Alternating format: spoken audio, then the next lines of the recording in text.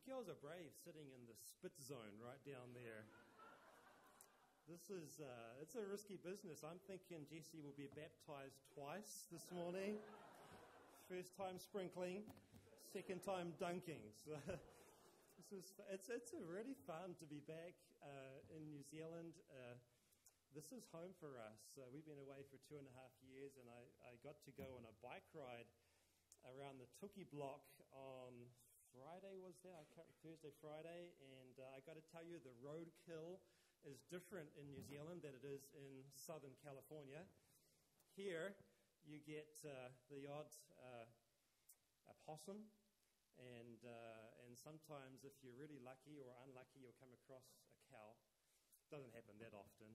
In Southern California, we come across rattlesnakes and coyotes and crazy things like that. In fact, I was riding the other day, and I was going super fast, like I like to do, and about 30 miles an hour, and I came across this snake, and it was 1 meter long, and then it curled around 1 meter back, and I saw it last minute, dodged around, and it didn't even move. I'm pretty sure it was alive. Like, it wasn't even flattened. Like you'd expect if a vehicle had run it over, it would be flat, but this thing was still inflated, big, and didn't move. I was really happy. But here in New Zealand, I don't ever come across a rattlesnake, which is kind of nice. It's great. I also liked watching the rugby last night at 7:30 as opposed to 3 a.m. in the morning, which is normally when I have to get up to watch a game. And it was good to watch the game with Kiwis who actually understood what was going on, as opposed to my American friends who, first of all, don't want to get up early in the morning. And even if they did, they have no clue. So just good to be back here again, and such a joy to be preaching this morning. I want to talk today about being prepared, and there's a lot of things that we could talk about to be prepared for. I remember when I was 9 years old, my parents gave me an awesome gift for Christmas. It was a slot car set. You know, back in the day, one of the awesome gifts for a young guy my age was a slot car set, and it was the kind that did the figure eight. Remember those? There's a picture there. And these days, they're way more... What do I have to do? Turn it on? Good. Thanks, guys. These days, slot car sets are way more intricate and way more patterns, but I got this figure eight slot car set for Christmas. I opened it up, really excited, and lo and behold, my parents had forgotten to buy batteries. Big time disappointment, and you know, I guess they could have bought the power pack, but that was an extra purchase which they didn't make, and so I needed batteries. I needed 4 D-size batteries, but you know, back in 1978 in Foxton, there were no shops open on Christmas Day. And in fact, there were no shops open the next day either, on Boxing Day, so I had to wait 2 sleeps before I could play with my slot car set. And this awesome gift was rendered useless because of my parents' lack of preparation. I mean, they just weren't ready. And that was a hard Christmas. I mean, it got better on the 27th, but boy, the 25th and the 26th were difficult days. I'm pretty sure that most of you wives like it when your husbands surprise you with maybe a surprise getaway or a vacation or something like that. But the first thing that comes to your mind, if you're honest, ladies, is, do I have everything I need? Is that true, Natalie? Like, does the hotel have a hairdryer? Or do I have the right shoes? Or do I have the right blouse? Those kinds of important things. Essential items, you know. And getaways, isn't this true, ladies? Getaways are way better if you know that you have everything you need. Is that true? So preparation is really, really important.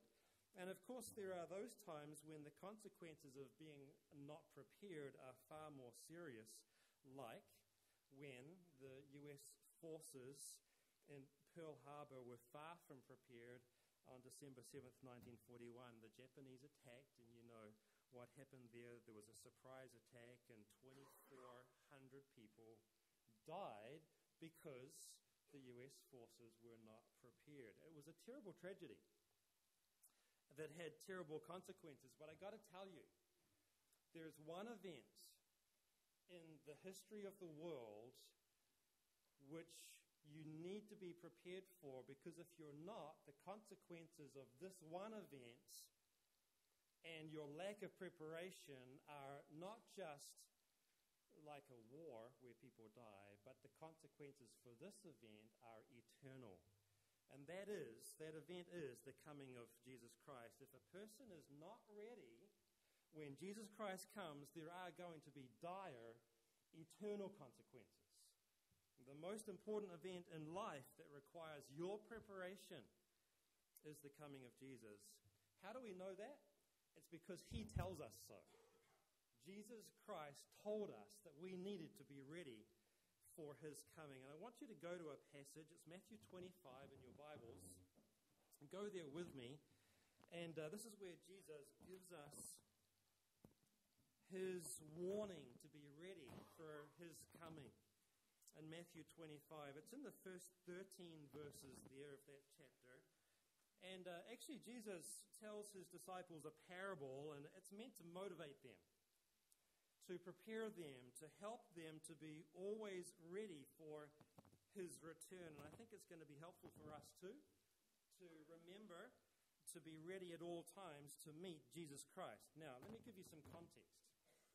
If you were to look back in chapter 24, in verse 3, you would see there that the disciples asked Jesus a question. He had been talking about the future judgment of Israel and Jerusalem in particular, and the disciples paused and they asked him a question, and they said this in verse 3. They said, "When will these things happen? And what will be the sign of your coming and the end of the age?" See, they wanted to know when to expect these things. And they wanted to know what would precede Jesus Christ's coming again so that they would be ready. And so Jesus' answer to them came in the form of a story. He told them a parable, and we find it here in Matthew 25, verses 1 to 13. In fact, he tells them a series of parables. We're just going to look at one of them. And look at it here. I want to divide our time together into three parts. I want to look at the telling of the parable, the timing of the parable, and then lastly, the teaching of the parable. And we'll start here with the story itself. The story, the telling of the parable is where we begin. And this is Jesus speaking. So look here at chapter 25 and verse 1. Verse 1, and this is what Jesus says. He says, "Then the kingdom of heaven will be comparable to 10 bridesmaids who took their lamps and went out to meet the bridegroom." Jesus here, as he introduces the story, he's describing the kingdom of heaven, and he says, "Then." He's talking about a future time, and he says, in that time, the kingdom will be, at that future time, the kingdom will be comparable to something. He's talking about a kingdom that is still to come. This is a future kingdom. And he says the kingdom is going to be like, it's an interesting description that he uses here, it's going to be like 10 bridesmaids. Well, some of your translations, I'm not sure what all you're using, but some of your translations will identify these 10 as virgins. And the fact that they are virgins is not really important here. That's not the significant part of the story. What is important here is that these are 10 young single girls who are involved in a wedding ceremony. They are going to be involved in the wedding procession. They are bridesmaids, and they're all looking forward to the coming of the bridegroom. It's an exciting day. And you'll notice here, look at verse 1 again, that the bride is not even mentioned in the story. We don't know anything about the bride, in fact. That's okay. We don't need to know about the bride necessarily. The strength of the parable doesn't depend on knowing her at all, because the bridegroom is the central figure in the story. So we'll focus our attention on him. Now look at verse 1 here. There are 10 bridesmaids, and they are all of them looking forward to the bridegroom. who, according to Jewish custom, back in the day, at weddings, the bridesmaids would wait for the bride and the groom to depart from the bride's home where the wedding festivities, the ceremony would have begun, and they make a procession to the groom's home where the festivities kind of conclude, and it's like a two-part wedding. So here you have these 10 girls, and they are waiting for the procession to take place. And they come with their lamps. They need lamps because it's nighttime. And so they have their lamps or their torches, and they were needed to light the way so that the procession could make their way from one home to another. So they go out, and they meet the bridegroom. Look at verse 2. In verse 2 it says, 5 of the bridesmaids were what? Foolish. You can talk back here, it's okay. And 5 of them were what? Wise. So 5 foolish and 5 wise. Generally speaking, if you were to do a little topical study throughout the Bible and you studied foolishness and wisdom, you would find that foolishness and wisdom has very little to do with intellect. In fact, it has nothing to do with what you know. It's got very little to do with education. Foolishness and wisdom has everything to do with action. Not education, but action. And what I mean by that is this. Foolish people throughout the Bible are those that know what to do but don't do it. That's a fool. Wise people, on the other hand, they are those that know what to do and what? They actually do it. And so here we have 5 of each. We have 5 foolish bridesmaids. They knew what to do and didn't do it. We've got 5 wise bridesmaids. They knew what to do and they actually did it. So look at verse 3. When the foolish took their lamps, lo and behold, they took no oil with them. Now, what a stupid thing to do. I mean, this is just the dumbest thing ever. It's like bringing, here I have, look at this. Phil gave me a flashlight with no batteries. Imagine you're getting prepared for, that disaster that happens one day in the middle of the night, and you think you've got all your preparations, the spare water, the spare food, and you've got a torch, but there's no battery. It doesn't make any sense. They knew they needed a battery, these girls. They needed oil for their lamps, but they didn't bring any. They didn't take their task seriously. They didn't plan ahead. They didn't do what they needed to do. In fact, their preparations were only partial. They knew what they needed to do, but they didn't do it, so therefore they were foolish. Look at verse 4. The wise, they took oil in their flasks along with their lamps. See, the wise girls, well, they planned ahead.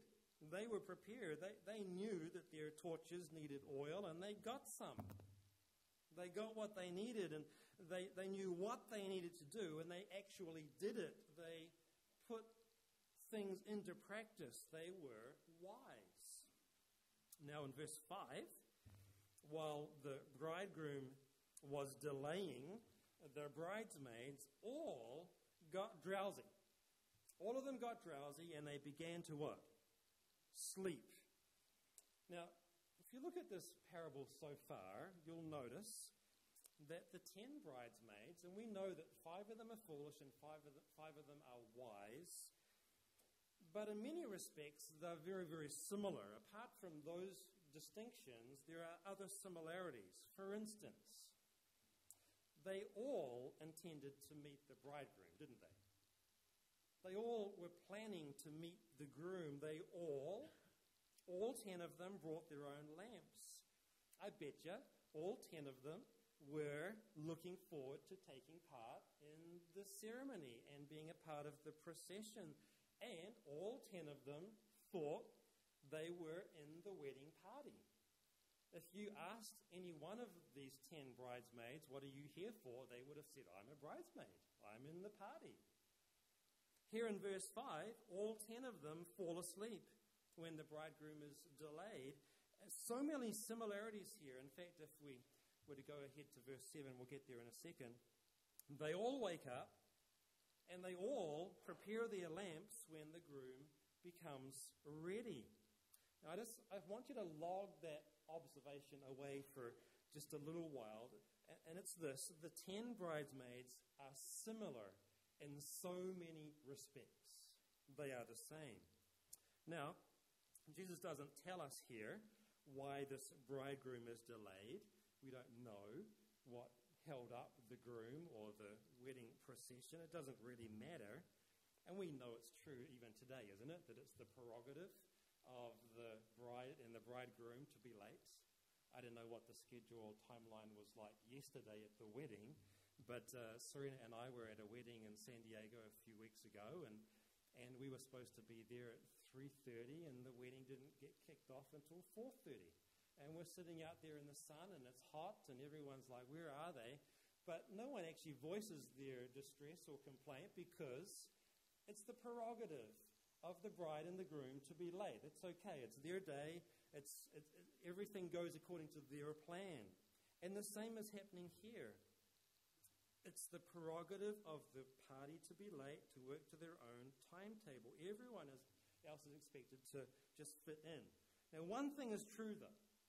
With all of the delay that's happening and all the extra time that was created because of that delay, the unprepared girls should have taken that time, don't you think, to get some oil. They had extra time. They could have gone away and got the oil they needed, but they didn't do it. They came with no oil, and they didn't go get any to try to remedy their situation. And so, in verse 6, at midnight, there was a shout. There was a shout, and the shout was this: "Behold, the bridegroom! Come out to meet him," someone said. There was no warning. There's just a sudden call to action. All of the bridesmaids were now expected to do their duty.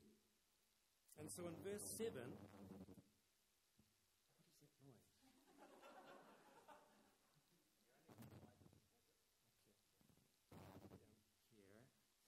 Wow.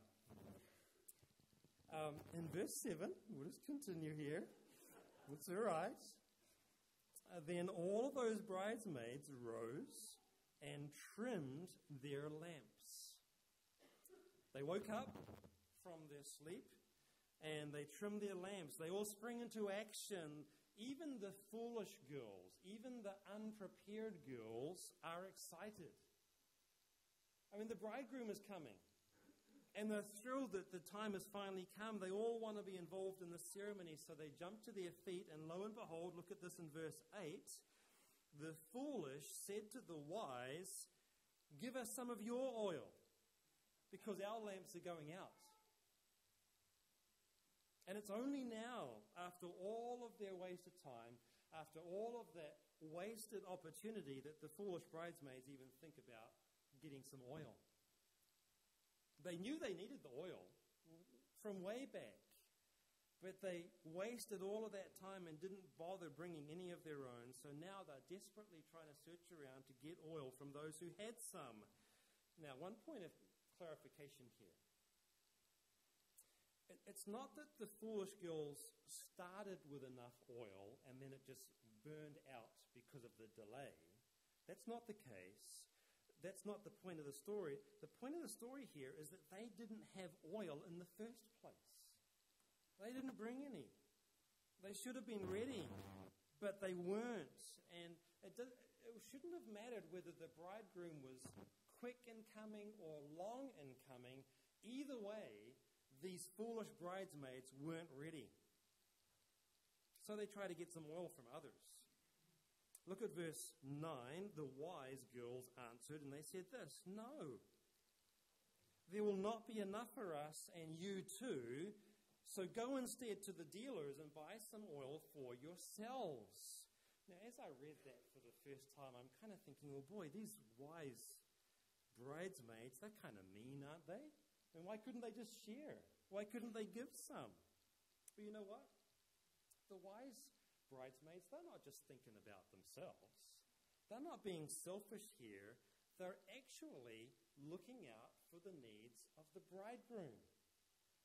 and the party that's going to come by, because there needs to be enough oil to get the bridegroom from one house to the next. And they say, listen, if we give you some of our oil, that means we are turning our backs on the needs of the bridegroom. This is not 5 mean girls keeping the 5 unfortunate girls out of the party. This is actually a further manifestation of the wisdom of the 5 bridesmaids who had the best interests of the groom at heart. They wanted to look after the groom. So they tell the unprepared girls here to go and buy some oil of their own. But the reality is, like, this is midnight. I mean, what store is going to be open to sell oil at midnight? It's just not going to be possible. It'll be like trying to find batteries in Foxton on Christmas Day. I mean, you could drive to Palmerston North, you could drive to Wellington, but it's unlikely in 1978 that you'd find a store open selling batteries. It's going to take a long, long time. And so in verse 10, while they were going away to make the purchase, the bridegroom came. And those who were ready went in with him to the wedding feast, and the door was shut. The door was shut. And the word that's used here indicates that the door was shut to stay shut. It was never going to be opened again. Only the prepared bridesmaids went in, and those who were found not ready were outside the door because they didn't show any foresight. They should have been ready to serve the bridegroom, but they weren't. Now, of course, they protested. We'll see it here. They argued that they should have been let in. They felt like they should be included. They really believed in their heart of hearts that they qualified for entry. And so in verse 11, later, the other bridesmaids also came saying, Lord, Lord, open up for us. And they're pleading to gain entry into the wedding celebrations. And they say, Lord, Lord, which actually tells us that they understood who was in control here. They fully knew who made the rules of entry in this situation. They knew that their lives were in the control of the bridegroom, whom they now addressed as Lord, their master. But in verse 12, look at it. In verse 12, he answered them and said, Truly I say to you, I do not know you. I don't know you. What a shock.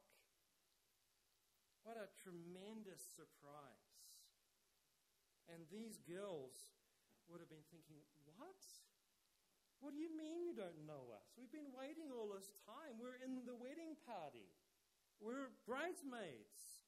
And the Lord says, no, I'm not letting you in. I don't even know who you are. It's kind of reminiscent, isn't it, of Matthew 7, when Jesus is preaching the Sermon on the Mount. And he's describing there to the multitudes on the mountain what it's going to be like to gain entry into heaven. And he says there, Matthew 7:21, he says, Not everyone who says to me, Lord, Lord, will enter the kingdom of heaven, but he who does the will of my Father who is in heaven will enter. And he even explains in that context there, Matthew 7, you can read it later. He says, Many will say to me on that day, Lord, Lord, didn't we prophesy in your name, and in your name cast out demons, and in your name perform many miracles? They'll come and they'll argue their case. We served you, God. We lived our lives for you, Jesus. And then in verse 23, he says, I will declare to them, I never knew you. And then he says this, Depart from me, you who practice lawlessness. What a shock. It's very clear, isn't it, from the scriptures, that on the final day, there is going to be many people who believe they're going into the kingdom of heaven, and they'll hear this news, and they'll realize that they are not saved, and they cannot gain entrance into the kingdom at all. And despite all of their good deeds, all of their religious actions, all of their partial preparations and pretend Christian service, Jesus only sees them as people who get this, people who practice lawlessness. Because they look great on the outside, but in their heart of hearts, they are not believers who show genuine faith in Jesus Christ and live lives in accordance with that. And he says it here with finality too. See that phrase there in verse 12? He says, truly I say to you, which actually carries the force of a judicial verdict. The master is not going to change his mind. There's not going to be an opportunity to appeal. There are no second chances.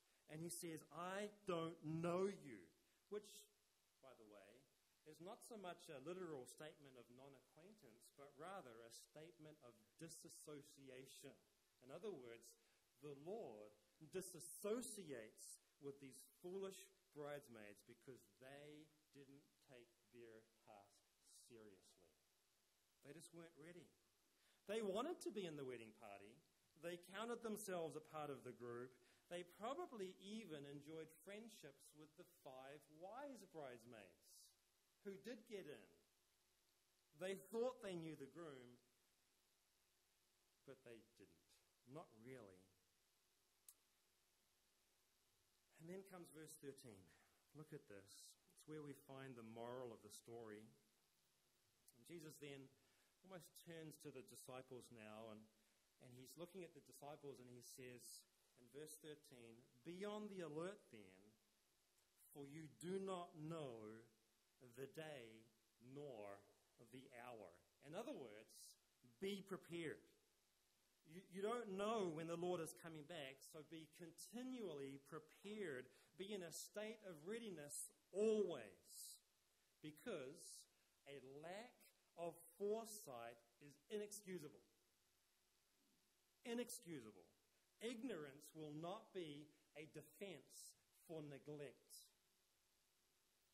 That's the point of the whole story here. It's the main command in the passage.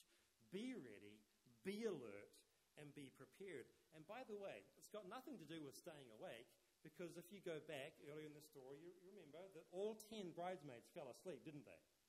So it's got nothing to do with staying awake. It's got everything to do with, as you wait, be prepared, because the Lord could come any time. And Jesus says it in chapter 24, verse 42. He says, be on the alert, for you don't know which day the Lord is coming. We don't know, so just be ready. Again in verse 44, he says, for this reason you must also be ready, for the Son of Man is coming at an hour when you do not think he will. It's going to be a surprise, so be ready. No one knows when the Lord is coming, not even the Son of Man, not even Jesus himself. Only the Father knows when Christ will return. So, that's the story. And it's a challenging story, isn't it? An amazingly clear story. But, having told the story, there's an interpretive question here that needs to be answered. And the question is this. Just tune in here for a second. The question is this. To whom is this passage referring? It's the question. Who is Jesus describing by this parable? It's pretty clear that the bridegroom is Jesus. Jesus is the groom. That's pretty obvious. I don't think we would argue with that. But who are these 10 girls? Who do they represent? The answer to that question is in the text. I want us to look for a moment at the timing of the parable. The timing of the parable. I want us to look here at the context and the verses that lead up to this parable, because they're all important. Because the parable of the 10 bridesmaids is located within a larger context where Jesus is describing the end times. And it starts at the beginning of Matthew 24. I want to show you this. Go to Matthew 24 with me. And the time that Jesus is speaking here, it's just a few days before his crucifixion. And Jesus has been ministering in Jerusalem in preparation for his death and resurrection. And if you look here at chapter 24, verse 1, Jesus came up from the temple and was going away when his disciples came up to point out the temple buildings to him. They're like, Jesus, look at these buildings. Aren't they awesome? They're wonderful. And in verse 2, he said to them, do you not see all these things? Truly, I say to you, not one stone here will be left upon another which will not be torn down. That statement right there would have been a total shock to the disciples. They would have been blown away by that because they fully expected Jesus to come as a powerful Messiah to set up his kingdom then and there, like in their lifetime. That's what they've been waiting for. Some of the disciples even selfishly were just following Jesus because they wanted to be a part of this awesome new kingdom. So this prophecy about Jerusalem being destroyed would have been a total shock to the disciples. And so in verse 3, as he was sitting on the Mount of Olives, the disciples came to him privately, saying, tell us, when will these things happen? And what will be the sign of your coming at the end of the age? And so Jesus is there. He's sitting on the Mount of Olives, and directly opposite over the valley, they can see the city of Jerusalem. They can see the temple there in the distance. And he says to them, that temple and Jerusalem are going to be destroyed. And Jesus starts preaching a sermon. It's called the Olivet Discourse. It's a sermon that's preached on the Mount of Olives, therefore Olivet Discourse. And it goes all the way from Matthew 24 to the end of Matthew 25, 2 chapters. And this is what he says. And remember, Jesus is telling the disciples, he's answering their question, when are these things going to take place? And he says this in verse 5. He says, a time is coming when some people will claim to be Christ. Some people are going to come and they'll claim to be the Messiah. Then in verse 6, I'm just kind of summarizing here, he says there's going to be wars. But he tells his disciples, don't worry because that's not yet the end. And then in verse 7, he says there'll be wars and famines and earthquakes. And then in verse 8, he says all of that's just the start. That's just the beginning. The beginning of birth pains, because things are going to become much, much worse for the Jews. Then look at verse 15. In verse 15, he says, therefore, when you see the abomination of desolation, which was spoken of through Daniel the prophet, standing in the holy place, let the reader understand. When you see that happen, he says, verse 16, those who are in Judea must flee to the mountains. You say, well, what's the abomination of desolation that Daniel described way back in the Old Testament? Great question. If we were to go back to the book of Daniel, you would find there that Daniel described a day when a powerful man would come to Jerusalem and he would break a 7-year contract with the Israelite nation. Daniel describes this. And this man, this powerful ruler, will break the contract with Israel halfway through the agreement. He will leave Jerusalem desolate. He will destroy the whole city. He will desecrate the temple by sacrificing an unclean pig on the altar there. He'll greatly offend the Jews. He will set himself up as God, and he'll tell the people, worship me because I'm God. He sets about to eradicate, absolutely destroy the nation of Israel, killing everyone.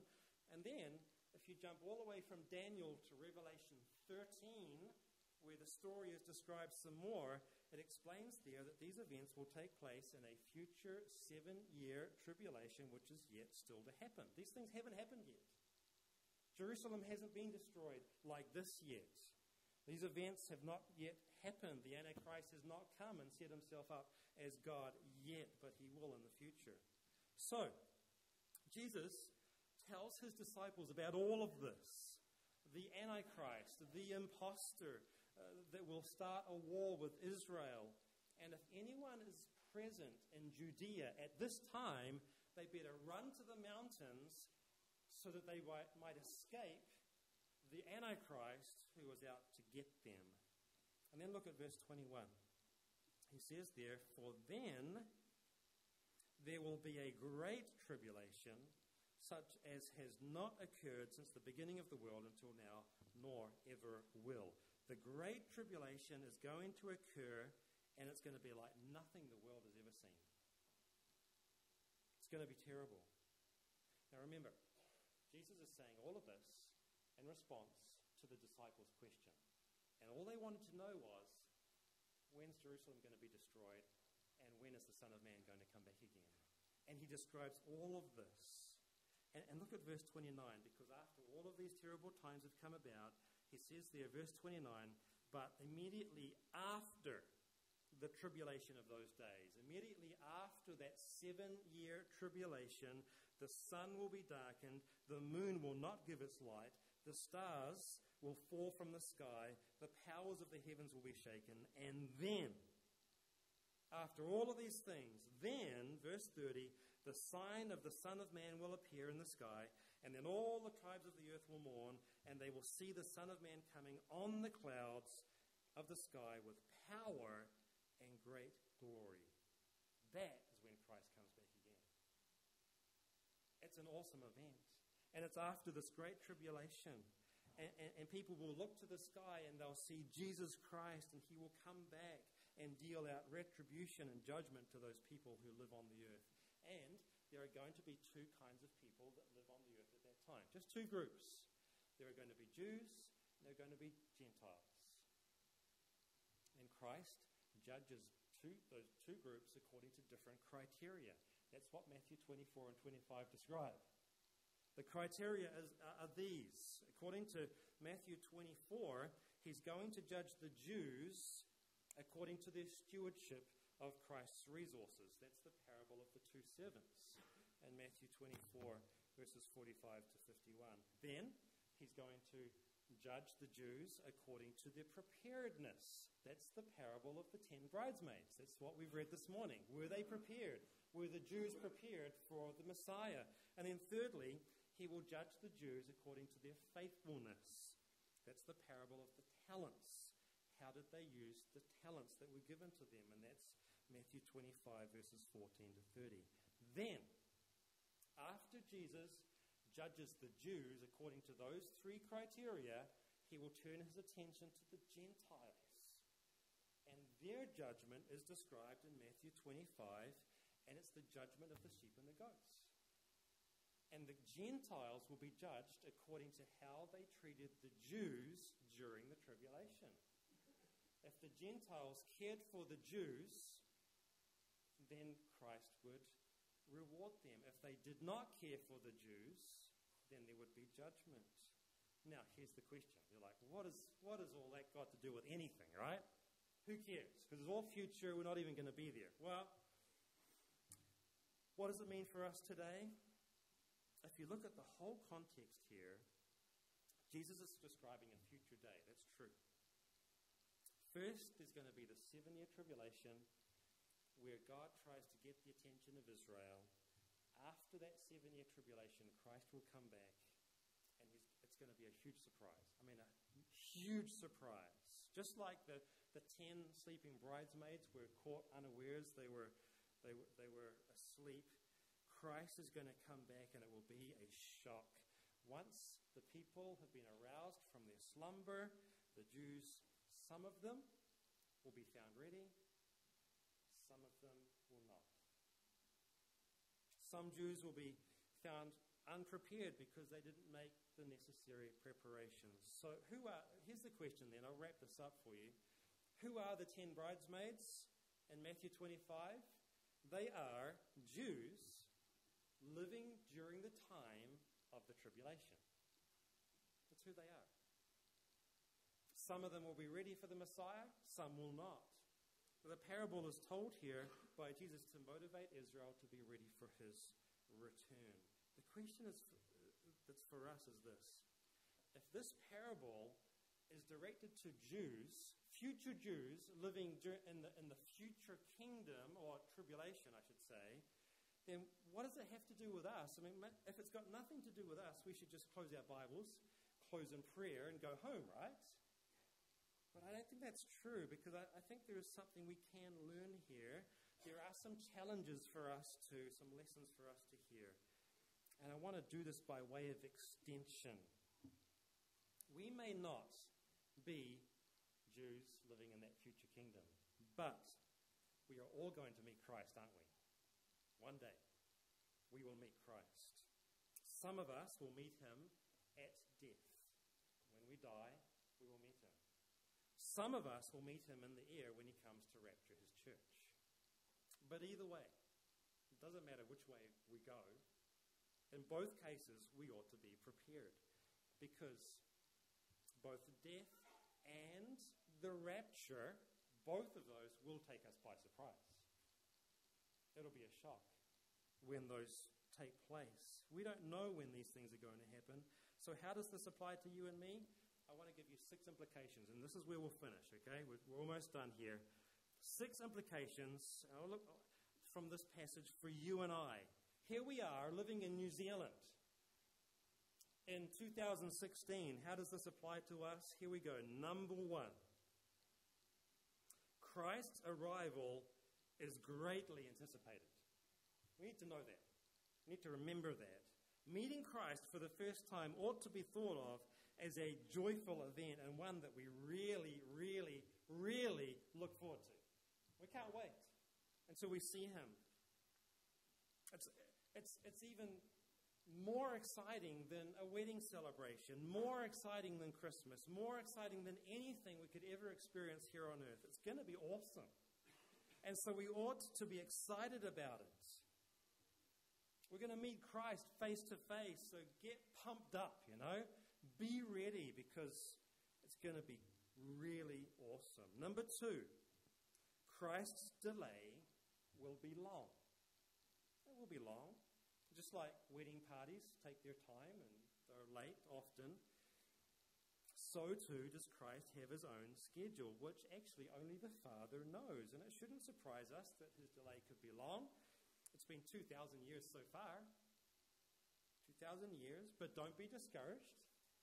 And don't be wooed into a false sense of security, because while his delay is long, it is going to come, right? Christ is coming back again. And when he comes, number 3, Christ's return will be sudden. It'll be sudden. There will be no warning. There may be some general warning signs. We may have a general idea, but when it comes to the day and the hour, no one knows. No one knows. It's going to be unexpected, will take us by surprise. There is no chance to make last-minute preparations. So don't delay. No chance to get things sorted out right at the end, because, number 4, Christ's salvation can't be transferred. It can't be transferred. Those people who are prepared to meet Christ can't give you what you need if you're unprepared.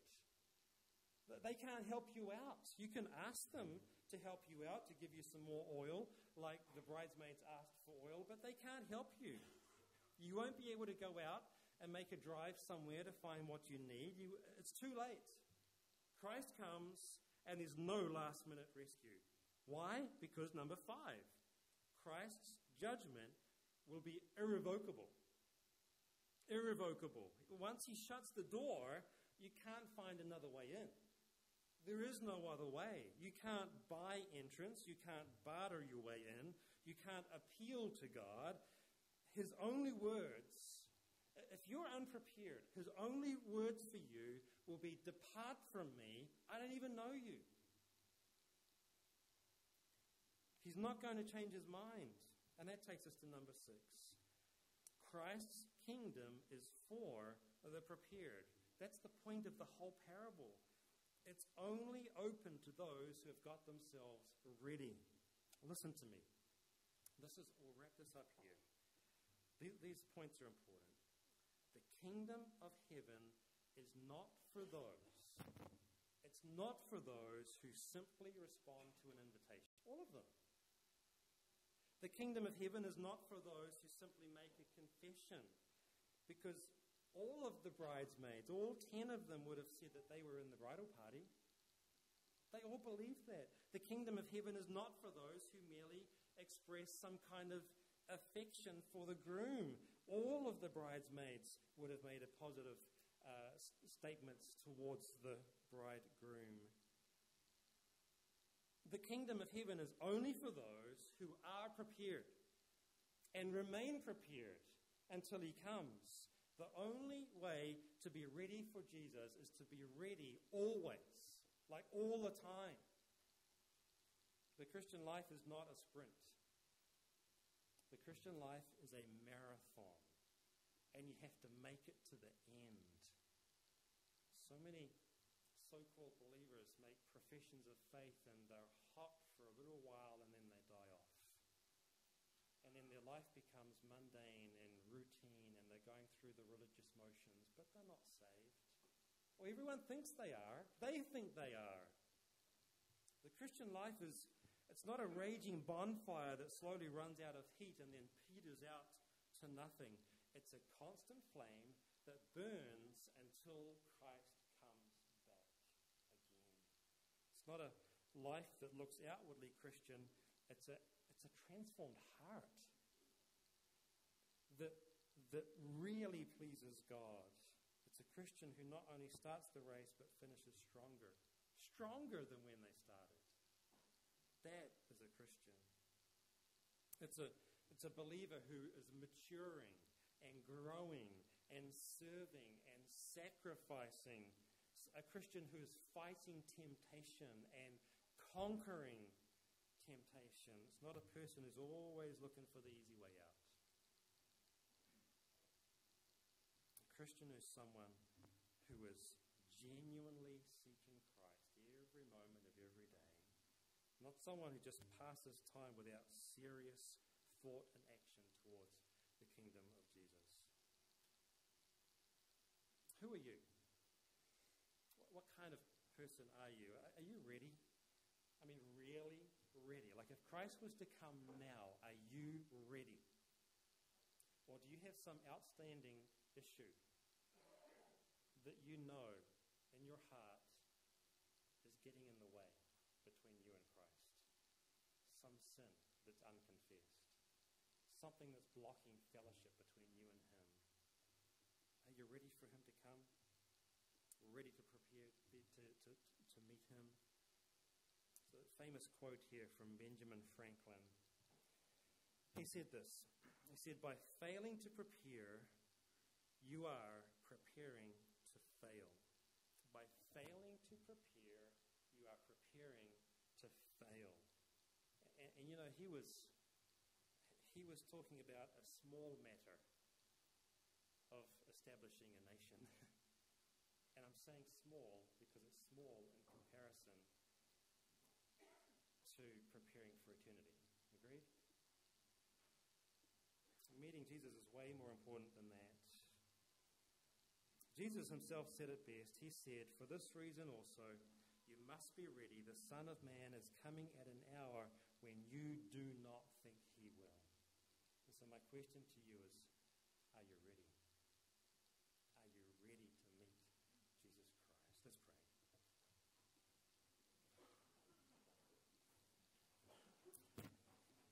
Father, we want to say thank you to you for this passage which clearly explains what it means to be ready to enter into the kingdom of heaven.